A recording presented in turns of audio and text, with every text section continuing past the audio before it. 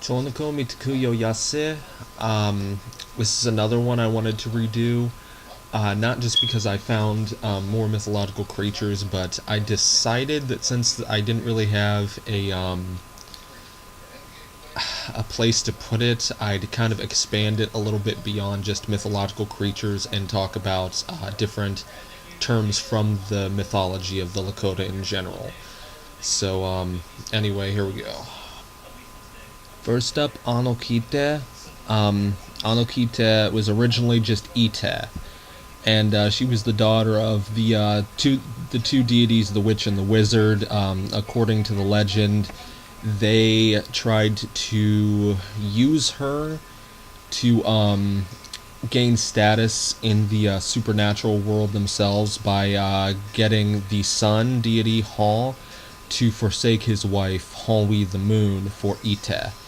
And to restore order, Shko punished them all harshly, not just ejecting the witch and the wizard from the spirit world to the human world, but also by transforming Ite into Anokite. An Anokite is the Lakota version of the two-faced woman. There's a huge variety of different versions. The Cheyenne call her Sharp Elbows. The Iroquois have the term sharp legs. Basically, slight variations, but it's all more or less the same character. You'll come across the person in the wilderness and she'll be very beautiful, and then when you're drawn in by her beauty, she will show you her true face, which is ugly and deformed, her second face that she was cursed with, which is ugly and deformed and grotesque. And if you are upset by this, she will murder you, more or less, because she's more in line with sharp elbows than sharp legs. She stabs you to death with her elbows. Don't ask me how that's possible. The sharp legs makes more sense, but anyway. Now we have Iya. Iya is the spirit of the north.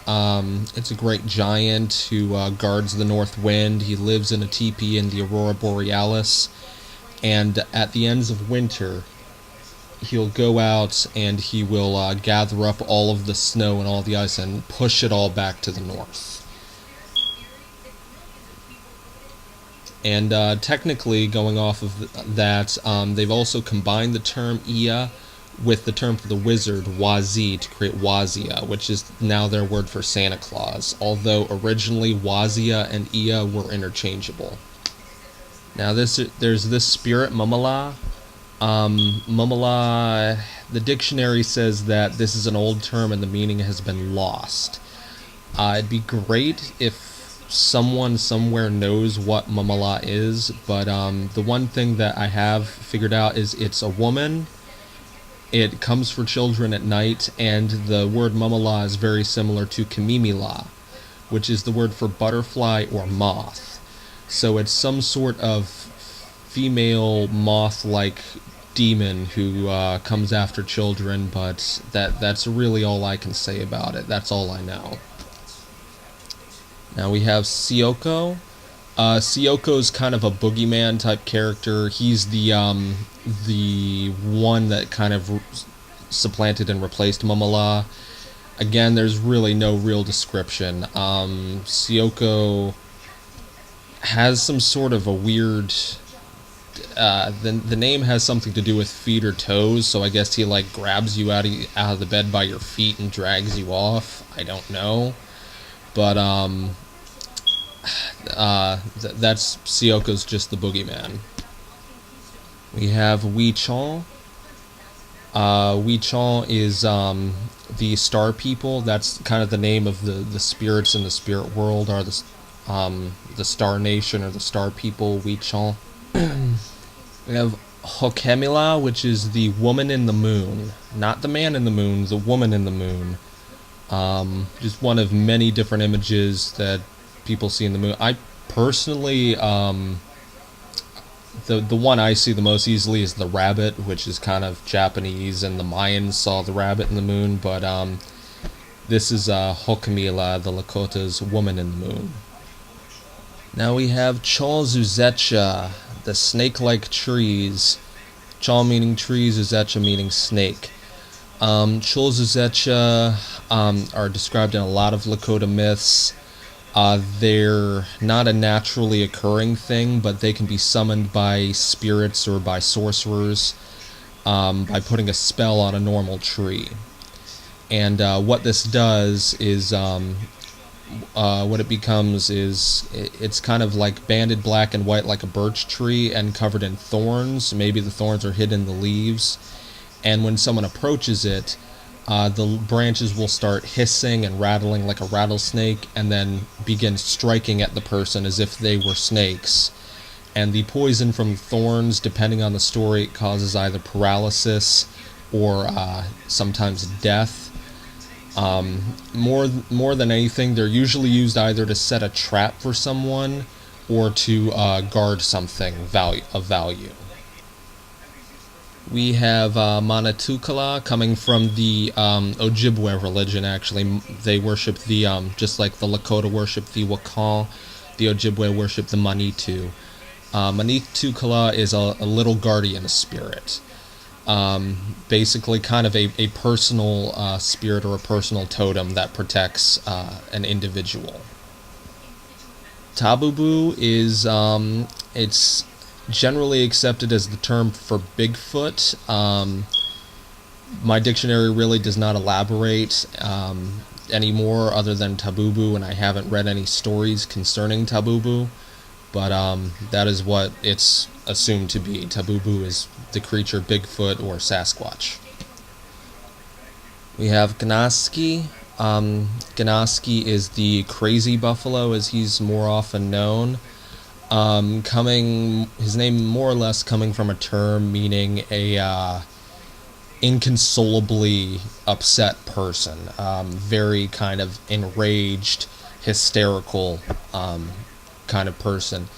But Gnaski is essentially a being who will trick you into believing that you're safe, luring you in with false promises, and then he will try to hurt or destroy you or trick you into screwing up.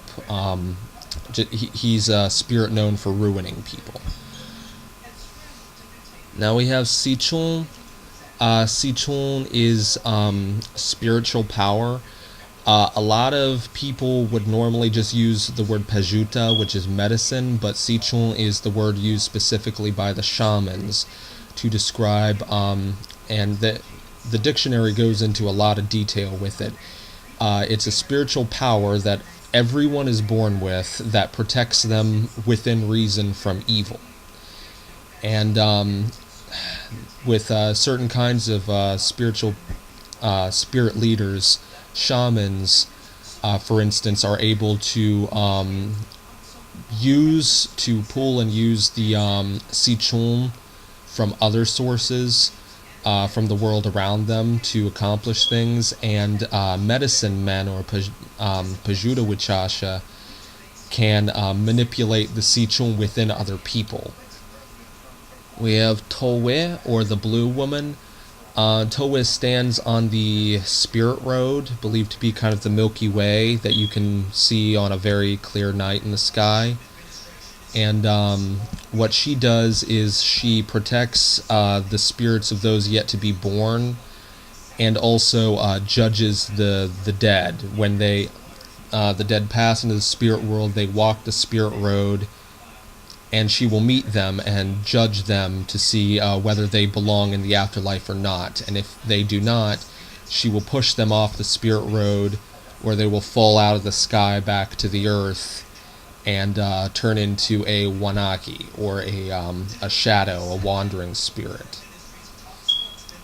How she does this actually is believed to be tattoos, and there's actually a very good thing with tattoos in their culture. They believe that when you do something worthy of it, tattoos are kind of badges of honor. When you do something worthy, you get the appropriate tattoo, so that Towe can easily read this, can read your tattoos and see what you've done in your life. Okay, now we have this one, Deer Woman, and Elk Man. I did not know that there was a male version of this. Deer Woman is Tahichawi, and Elk Man is a Hakawi. And essentially, they're kind of like the succubus and incubus demons from English lore. They will lure people in. That people will kind of see a teepee appear out of the fog when they're out alone, and they'll be lured in and taken by the beauty or attraction to the Tachawi or Hehakawi, which appears as a man or a woman. And if they engage in intercourse with them, however, the being will steal their soul, transform into a Tachawi transforms into a deer, Hehakawicha into a elk, and run off never to be seen again, leaving that person to essentially pine to death for that lost love. We have Wanaki Tamagotchi. Wanaki Tamagotchi is the name of the spirit world, essentially the name of heaven in the more or less the Lakota version of heaven, Wanaki Tamagotchi. Mcconaghy are the souls of dead pets. It's believed that when your pets die, their souls do not pass on. They stay in this world to keep you company until the time of your death, and then you all ascend into the afterlife together. You have Halka. Halka are known as the sacred clowns, essentially. And it's a person who has been pressed into the service of the Thunderbird, usually known for kind of running around in heavy cloaks in summer and going butt naked in winter. They'll wear kind of a horned hat, shoes that are kind of all disorganized color-wise and mismatched, and when you run across them, they'll mimic your moves back to you like a mirror and try and mess with you and scare you off from a place that you're not supposed to be.